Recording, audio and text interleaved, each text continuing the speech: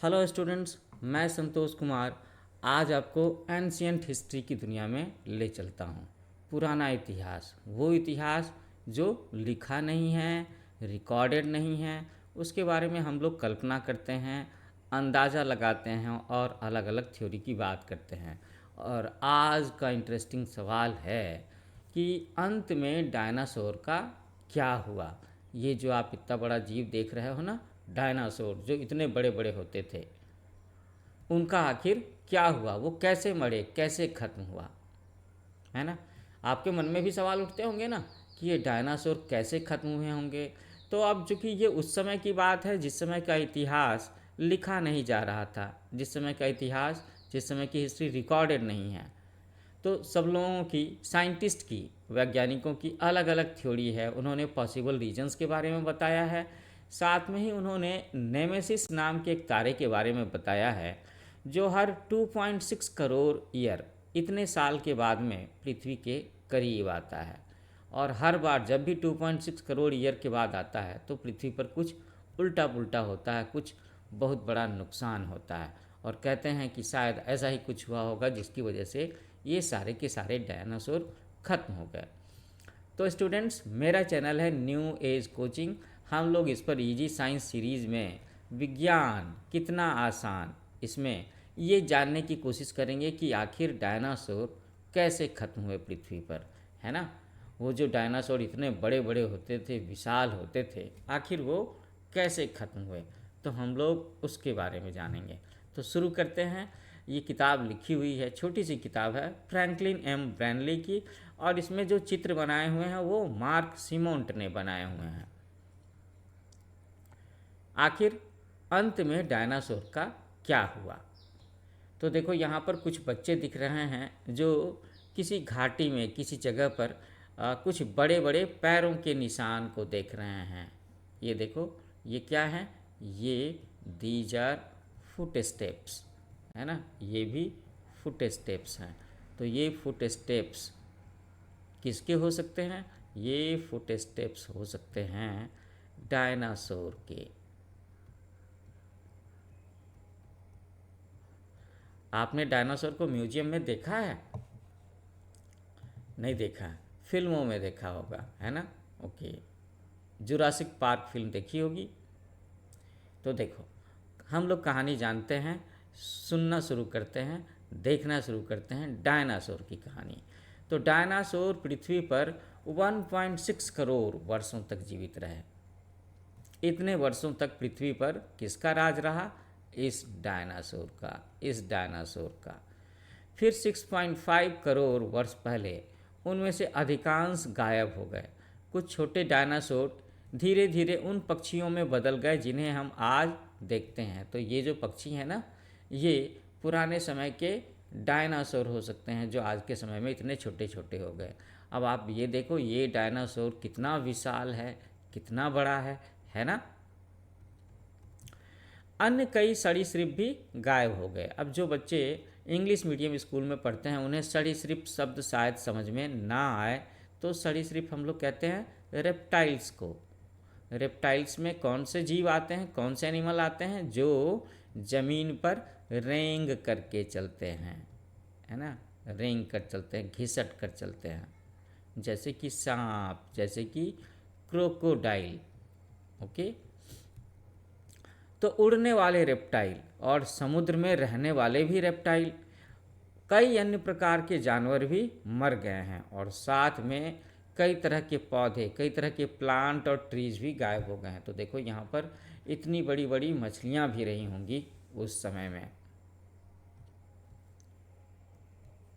तो डायनासोर की कहानी मज़ेदार कहानी है ना, बहुत ही इंटरेस्टिंग कहानी है। हम अक्सर उसके बारे में जानना चाहते हैं, उसके बारे में कई सारी फिल्में भी बनी हैं।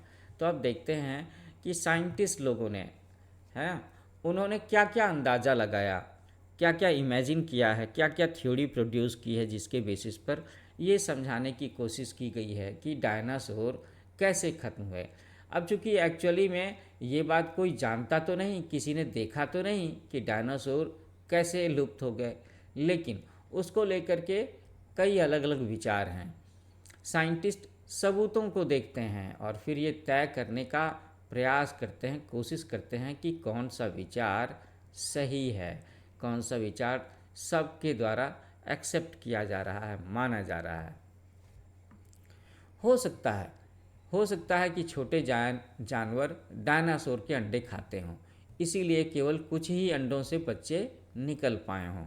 तो ये एक विचार है, एक हाइपोथेसिस है, लेकिन उससे ये स्पष्ट नहीं होता कि अन्य प्रकार के जानवर और कई अन्य पौधे भी क्यों लुप्त हुए। इसके अलावा शायद कुछ डायनासोरों ने अंडे ही ना दिया हो, किसी वजह से कोई प्रॉब्लम रही हो जिसकी वजह से उन्होंने अंडे नहीं दिए। तो अंडे नहीं दिए तो आगे बच्चे नहीं हुए, तो उस फैमिली के डायनासोर खत्म हो गए। ये देखो यहाँ पर अंडों को दिखाया गया है।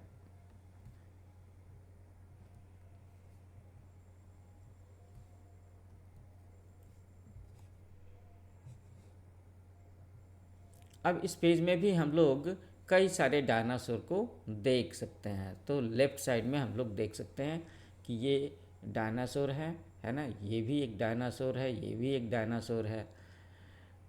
ये एक डायनासोर यहाँ पर लेटा हुआ सा नज़र आ रहा है, या जैसे लग रहा है कि वो सिक है ना, बीमार तो नहीं है, ऐसा लग रहा है, क्योंकि उसकी आंखें भी बंद लग रही हैं, है ना। तो वैज्ञानिक सोचते हैं कि हो सकता है कि डायनासोर का एक समूह बीमार हो गया हो, फिर वो बीमारी सभी डायनासोर्स में फैल गई हो। ये संभव है, क्योंकि आज भी एनिमल्स के झुंडों में बीमारियां फैलती हैं और कभी कभी वो बीमारी सारे एनिमल्स में फैल जाती है, या उस पर्टिकुलर फैमिली के जानवर में सब जगह फैल जाती है।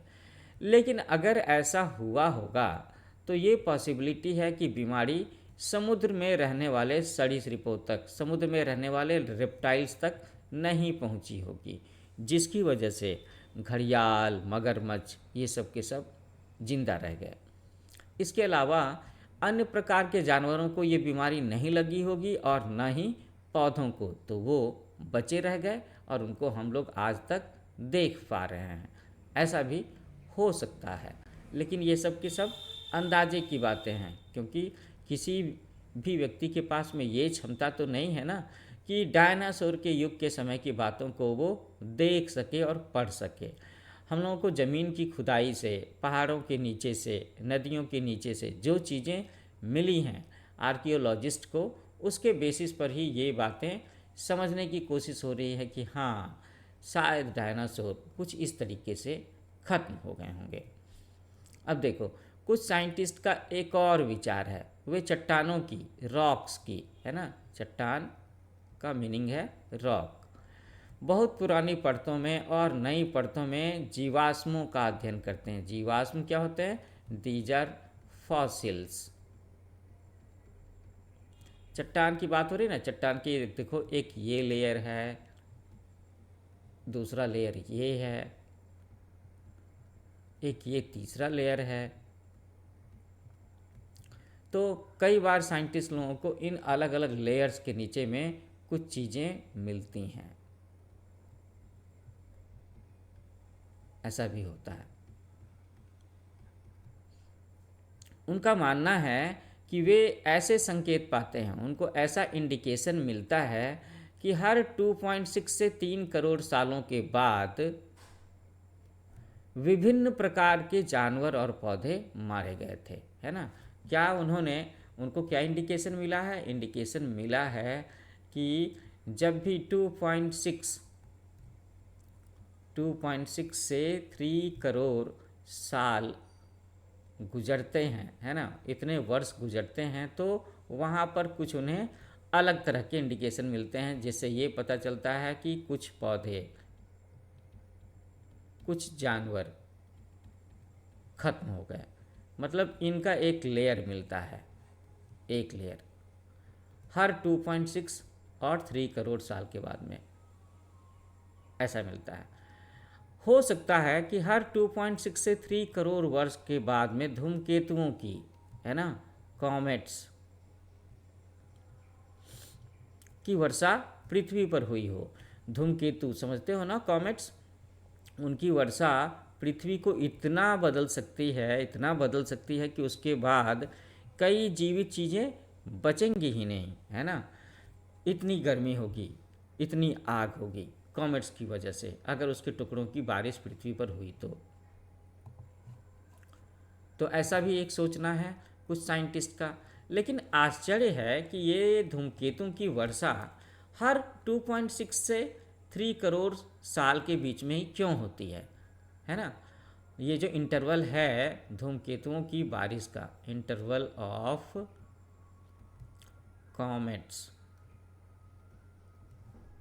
इनके, कि ये हर 2.6 से 3 करोड़ साल के बाद में ही क्यों होता है ऐसा, वो इतने नियमित रूप से क्यों होती है ना, इतने रेगुलर कैसे हैं, और ये जो टाइम है वो 2.6 से 3 करोड़ ईयर ही क्यों है, ये बात अभी तक क्लियर नहीं हो पाया।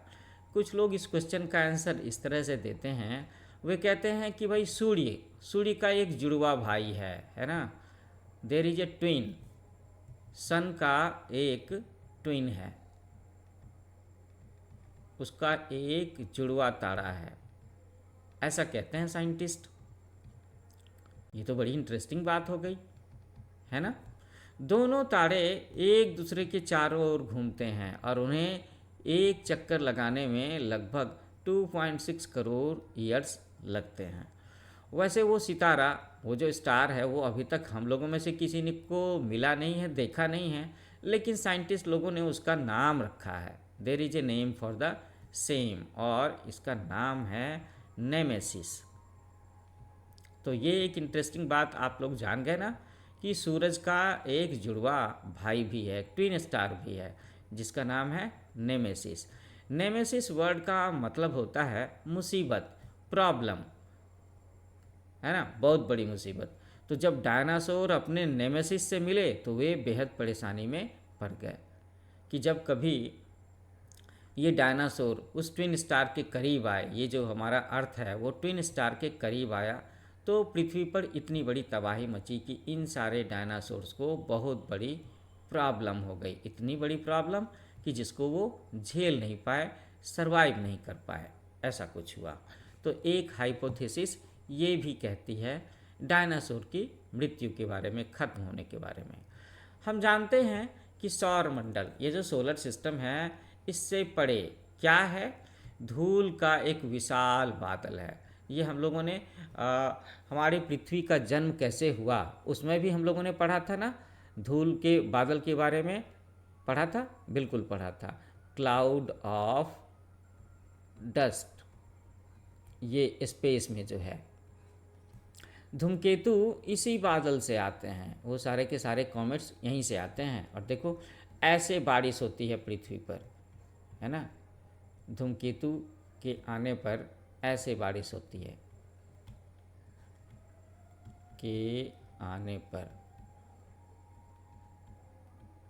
ऐसा लगता है ना जैसे कि स्टार्स के टूटे हिस्से पृथ्वी पर गिर रहे हैं, और वो जहाँ भी गिरते होंगे वहाँ पर एक बड़ा सा बॉम्ब एक्सप्लोजन होता होगा, ऐसे जैसे कि एक बड़ा सा कोई टाइम बम नहीं, मेरा मतलब है एटम बम, है ना, एटम बम फटता होगा, ऐसा कुछ। और एटम बम से कितना डैमेज होता है वो तो पता है ही। तो हो सकता है कि हर 2.6 करोड़ वर्षों में नेमेसिस तारा इस बादल के करीब आता हो और उसमें से धूल खींच लेता हो। धूल एक साथ एकत्रित होकर के धूमकेतुओं का, कॉमेट्स का, है ना, एक समूह बनाती होंगी, और ये धूमकेतु अंतरिक्ष में दौड़ लगाते होंगे। उनमें से अधिकांश अंतरिक्ष की यात्रा करते होंगे, लेकिन कई धूमकेतु हमारे ग्रह से आकर के भी टकराते होंगे। यदि ये विचार, ये हाइपोथेसिस सही है तो भविष्य में धूमकेतु पृथ्वी से आकर के टकराएंगे, है ना। हो सकता है जो पिछला वाला 2.6 करोड़ ईयर्स के बाद हुआ था, उसके 2.6 करोड़ ईयर्स के बाद में ये बात फिर से हो। तो कहते हैं कि अगली टक्कर अभी से लगभग 1.3 करोड़ ईयर्स बाद होगी, है ना। अगला टक्कर कब है, जिसके लिए बचा है टाइम 1.3 करोड़ ईयर्स। तो ये सोच करके तो थोड़ा सा डर लगता होगा ना मन में कि भाई ये जो अगली टक्कर होगी 1.3 करोड़ ईयर्स के बाद में, तो क्या होगा। क्योंकि उस समय तो हम लोग ही हैं पृथ्वी पर, अभी आजकल के समय में डायनासोर तो नहीं है। पृथ्वी पर सबसे ज़्यादा रहने वाले जो जीव हैं वो हम लोग हैं। तो हम ह्यूमंस का क्या होगा। डरने की बात नहीं है। मैं तो ये सोचता हूँ कि तब तक साइंटिस्ट लोग इतना ज़्यादा प्रोग्रेस कर लेंगे साइंस में, स्पेस टेक्नोलॉजी में, कि हम लोग रॉकेट्स में बैठ करके, स्पेस क्राफ्ट में बैठ करके किसी दूसरे प्लैनेट पर चले जाएंगे, किसी दूसरे सोलर सिस्टम में चले जाएंगे। तो घबराने की बात नहीं है, डरने की बात नहीं है। और मेरा इसमें विश्वास है कि तब तक हमारा साइंस, हमारा विज्ञान इतनी तरक्की ज़रूर कर लेगा कि जब अगला जो 1.3 करोड़ ईयर्स के बाद में कॉमेट्स की बारिश होगी, कॉमेट्स आकर के अगर धरती से टकराएंगे तो हम लोग बच जाएंगे, डेफिनेटली बच जाएंगे। एक और भी हाइपोथेसिस है, एक और भी विचार है उन साइंटिस्ट के द्वारा जो चट्टानों की पुरानी परतों की खोज करते हैं। तो कहते हैं कि 6.5 करोड़ वर्ष पुराने चट्टानों की परतों में उन्हें डायनासोर के जीवाश्म मिले हैं। जीवाश्म का मतलब होता है फॉसिल, है ना। उसमें ना हड्डियों के इम्प्रिंट मिले हैं।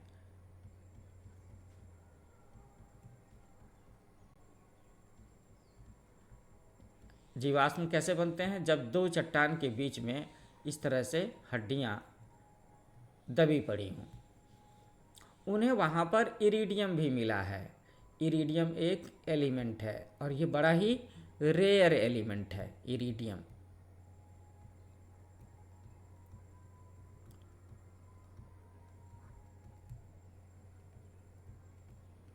रेयर एलिमेंट है। ओके, इरिडियम एक बड़ी दुर्लभ धातु है, तो ये एक मेटल है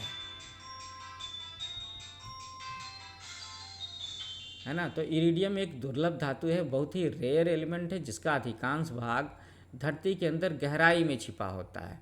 एक अन्य साइंटिस्ट को वहाँ पर कालिख या कार्बन की एक परत भी मिली, जो संभवतः बहुत बड़ी जो आग लगी होगी उसकी वजह से उत्पन्न हुई होगी।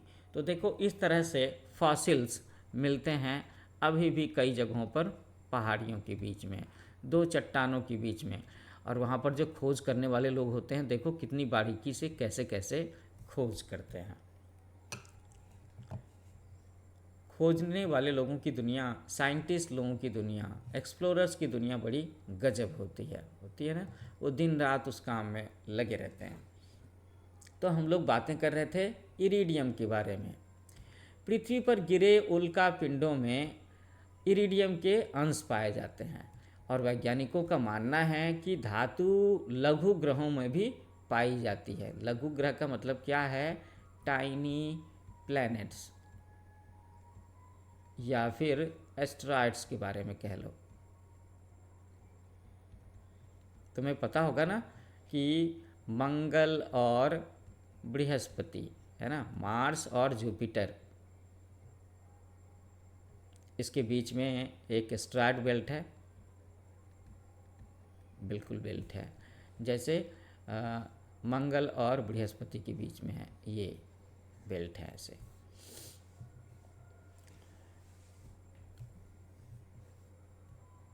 तो कहते हैं कि ये जो एस्ट्रॉइड्स होते हैं, छोटे छोटे प्लैनेट्स होते हैं, मंगल और बृहस्पति की बीच की कक्षा में ये काफ़ी सारे पाए जाते हैं। तो मंगल और बृहस्पति के बीच में ये जो एस्ट्रॉइड का बेल्ट है, इस बीच की कक्षा में ग्रह जैसे पिंड भी होते हैं और कभी कभी छोटे तारे उस कक्षा से बच जाते हैं और वे फिर आकर के हमारी पृथ्वी से टकराते हैं। तो 6.5 करोड़ साल पहले शायद एक विशाल छोटा तारा पृथ्वी से टकराया होगा। उससे काफ़ी गर्मी पैदा हुई होगी और वो आग जंगलों और दलदलों में फैल गई होगी और केवल छोटे जानवर जो ज़मीन को खोद सकते हैं, वो ज़मीन को खोद करके नीचे चले गए होंगे और वो शायद बच गए होंगे। तो इसीलिए आजकल के समय में हम लोग देखते हैं कि डायनासोर के जैसे बड़े और विशाल जानवर तो नहीं हैं। अब इतना बड़ा डायनासोर देखो, ये तो धरती खोद करके नीचे छिपने नहीं जा पाया होगा, ये भी नहीं छिप पाया होगा, छोटे छोटे है ना, ये शायद धरती के नीचे छिप गया होगा, तो ये बच गए, ऐसा हो सकता है। तो स्टूडेंट्स और बच्चों, आप सब लोगों को ना ये कहानी डायनासोर की कैसी लग रही है? अगर अच्छी लग रही है और आप इसके बारे में या इस तरह की और भी कहानियाँ जानना सुनना चाहते हैं तो आप कमेंट करो, है ना। कमेंट्स में लिखो कि हाउ डू यू फील, कैसा लग रहा है ये स्टोरी जो हम लोग पढ़ रहे हैं डायनासोर के बारे में, डायनासोर की मृत्यु के बारे में। देखो ये भी एक बड़ा सा डायनासोर है, देखो 1 2 3 इतने हॉर्न्स हैं इसके, 3 सींग हैं। हम लोगों ने तो गैंडा देखा है जिसका एक ही सींग होता है। कुछ साइंटिस्ट लोगों का कहना है कि आग बुझने के बाद हवा कालिख राख और धूल से भारी हो गई होगी, हवा इतनी सघन हो गई होगी, सघन डेंस, कि सूर्य उसमें चमक नहीं पाता होगा, सूर्य की रोशनी नीचे धरती पर आ नहीं पाती होगी, उससे पृथ्वी और अधिक ठंडी होती गई होगी। फिर आग से बचे कुछ पौधे शायद विकसित नहीं हो पाए होंगे, कुछ विकसित हो पाए होंगे, कुछ नहीं विकसित हो पाए होंगे। तो हम लोगों ने क्या समझा कि कुछ पौधे जो आग से नहीं बच पाए, विकसित नहीं हो पाए ठंड की वजह से, और कुछ डायनासोर जो ज़मीन के नीचे खुदाई करके चले गए थे वो तो बच गए, और जो खोद करके नहीं जा पाए होंगे तो वो गर्मी से पहले मारे गए और उसके बाद में उनको काफ़ी सारी ठंड से भी बहुत ज़्यादा प्रॉब्लम हुई होगी, इसलिए वो शायद नहीं बच पाए। लेकिन ये सारी की सारी बातें क्या है, अंदाज़ा है ना, हाइपोथेसिस है। हम लोग बस कल्पना कर रहे हैं कि शायद ऐसा होगा। अब देखो, जो डायनासोर वेजिटेरियन होंगे, पौधे खाते होंगे, उन्हें खाने के लिए पर्याप्त भोजन नहीं मिल पाया होगा, इसलिए वो भूख से मर गए होंगे। और जो नॉन वेजिटेरियन होंगे, मांस खाने वाले, वो डायनासोर, पौधे खाने वाले जो डायनासोर खाते थे वे भी भूख से भी मर गए होंगे। वेजिटेरियन डायनासोर को पेड़ पौधे नहीं मिले तो वो मर गए, और नॉन वेजिटेरियन डायनासोर को वो सारे जीव नहीं मिले जिन्हें ये डायनासोर खाते थे, तो वो भी भूख से मर गए। तो धूल का बादल पृथ्वी पर कई महीनों या कई सालों तक लटका रहा होगा, और धीरे धीरे वो इरिडियम और कालिक की परतों के साथ जम गया होगा, जिसे वैज्ञानिक बाद में खोज पाए होंगे। ऐसा कुछ हुआ होगा, ये साइंटिस्ट लोगों का अंदाज़ा है ना।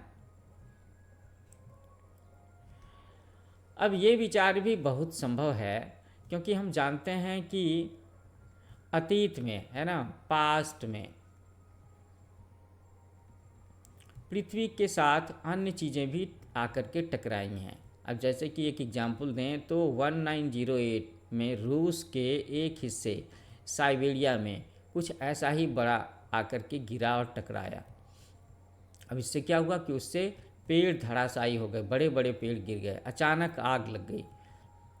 तो इस तरह की जो चीज़ पृथ्वी से आकर के टकराती है वो शायद एक एस्ट्रॉयड हो सकती है, या फिर कोई एक टाइनी स्टार हो सकता है कि जिसके टुकड़े आकर के धरती से टकराए होंगे। सोचो, और जब इस तरह की चीज़ टकराती है ना, कितने सारे एटम बम की पावर उसमें होती है, और उससे कितना बड़ा डैमेज होगा सोच करके देखो।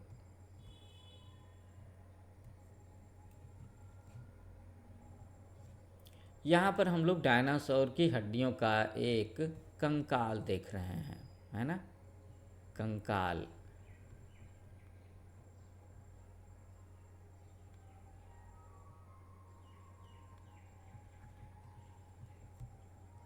कंकाल देख रहे हैं डायनासोर की हड्डियों का। हम पक्की तौर पर जानते हैं कि डायनासोर का क्या हुआ, वो गायब हो गए, मर गए, लेकिन ये नहीं जानते कि वो कैसे गायब हुए, कैसे मर गए, है ना।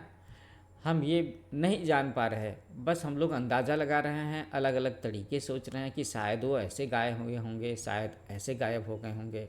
हमें लगता है कि वो कई सारे कारणों से हुआ होगा या कोई एक बड़ा कारण रहा हो जिसकी वजह से पृथ्वी पर सबसे शक्तिशाली जीव डायनासोर गायब हो गए, है ना। ये ऐसे जीव थे जिनका शरीर बड़ा विशाल हुआ करता था। हो सकता है कि सही उत्तर इन विभिन्न विचारों में से ही कोई एक हो, जो अलग अलग विचार हम लोगों ने यहाँ पर पढ़े। बहुत से लोग पक्के तौर पर मानते हैं कि किसी जबरदस्त एस्ट्रॉयड या लघु तारे की टक्कर हुई होगी, उससे पृथ्वी पर जंगली आग लगी होगी, धूल और राख ने आसमान को काला कर दिया होगा और सूरज की किरणों को, सूरज की रोशनी को रोक दिया होगा। हो सकता है कि कोई नेमेसिस तारा हो जो हर 2.6 करोड़ वर्ष में धूल के बादल के पास से गुजरता है। कोई नहीं जानता, लेकिन हम निश्चित रूप से कह सकते हैं और वैज्ञानिक ये पता लगाने की कोशिश करते रहेंगे कि उनमें से कौन सा विचार सही है जिसकी वजह से डायनासोर खत्म हो गए। इस पिक्चर में भी हम लोग देख सकते हैं कि एक साइंटिस्ट है, साथ में एक प्यारी सी बच्ची खड़ी है और एक ये छोटा सा डायनासोर का कंकाल है, उसकी हड्डियों का ढांचा है जिसके बारे में ये दोनों ही बातें कर रहे हैं। ऑब्वियस है कि ये बच्ची काफ़ी सारे क्वेश्चंस कर रही होगी, पूछ रही होगी साइंटिस्ट से कि ऐसा कैसे हुआ होगा, ये क्या है, ये कैसे है ना। तो स्टूडेंट्स, इसके साथ में ही ये स्टोरी यहाँ पर ख़त्म होती है, ये जिसमें हम लोगों ने ये जानने की कोशिश की कि डायनासोर क्यों गायब हो गए। हालांकि ये अभी भी एक सीक्रेट है, ये एक मिस्ट्री है ना। तो साइंस पढ़ने वाले बच्चों का काम ही यही है, साइंटिस्ट लोगों का काम ही है कि हम मिस्ट्री का पता लगाएं, है ना, खोजें, जानें क्या हुआ, कब हुआ और कैसे हुआ, है ना। अगर ऐसे सवाल आपके मन में उठते हैं तो आप भी फ्यूचर में साइंटिस्ट बन सकते हो। तो साइंटिस्ट होने के लिए ये एक इम्पॉर्टेंट बात है कि आपके मन में ऐसे सवाल उठने चाहिए, खूब सारे क्वेश्चंस, और उन सारे क्वेश्चंस का जवाब ढूंढने की कोशिश करनी चाहिए, है ना। तो स्टूडेंट्स, इसके साथ ही हम लोग इस वीडियो सेशन को यहाँ पे ख़त्म करते हैं। मैं जाने से पहले एक बार आपको याद दिलाना चाहूँगा कि मेरा चैनल है न्यू एज कोचिंग। क्या नाम है? New age coaching. तो आप इस चैनल को लाइक करो, शेयर करो, सब्सक्राइब करो। जिन लोगों ने पहले से सब्सक्राइब कर रखा है उनको थैंक यू, क्योंकि जल्दी ही अब हम लोग 1000 सब्सक्राइबर होने वाले हैं, है ना। आपका चैनल, आपका प्यारा channel new age coaching grow कर रहा है। तो आप इसे लाइक करो, शेयर करो, सब्सक्राइब करो, कमेंट करो। कमेंट में मुझे ये ज़रूर बताना कि और आप इस तरह की किन किन दिलचस्प चीज़ों के बारे में जानना चाहते हैं। आपके मन में भी कोई इस तरह का सवाल है तो आप उसे कमेंट में भी लिख सकते हो। तो मुझे आपके कमेंट्स का इंतज़ार रहेगा। Thank you for watching. Happy learning with new age coaching.